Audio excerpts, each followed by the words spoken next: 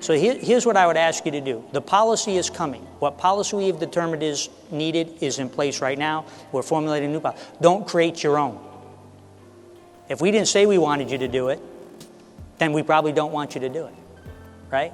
If we didn't say, come up with a checklist format by which you decide who's going to get to sign which EPR and which not EPR, don't do that, because that's not what we're saying. That's an individual commander's decision.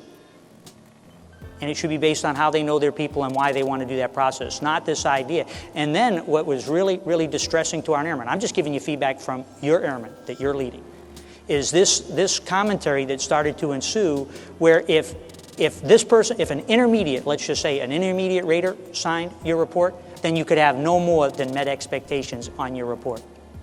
How ludicrous is that? That we would take the signature and then back it up and document the performance based on who signed the report. That is completely counterproductive to what we're trying to accomplish here. You know, we really need to be that blunt about it. Counterproductive. Performance is performance. They perform to the level based on the expectations that you set up for them, and wherever they fall, they fall. And then wherever that report gets signed is appropriate to whatever the chain of command is and when they decide it needs to stop. Whether it makes it all the way up to the senior rater because they get in stratification, whether it's a deputy, whether it's an intermediate, that is a completely different process, and it's just to say where we're going to stop the report. It doesn't mean that they didn't perform to whatever level they performed to.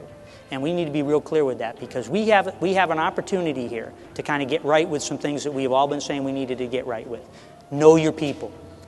Document their performance accurately, and then when appropriate, discern amongst those that need to advance next.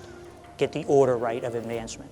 And that's what we're trying to achieve here. So I do ask, sir, for your help on that, where if people start creating little processes, unless we've detailed the process for you, that's probably something that should raise the hairs on the back of your head and say, what are we doing here? I think it's appropriate that you get people together and talk about your airmen, so you make sure you know what people are doing. But when you start using checklists and say, well, if you didn't do this, you can't, you might have just missed the absolute best airmen we had.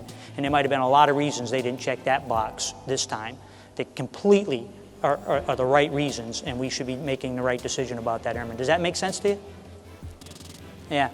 We really do need your help with this. We don't need to start unraveling it before we've unrolled it.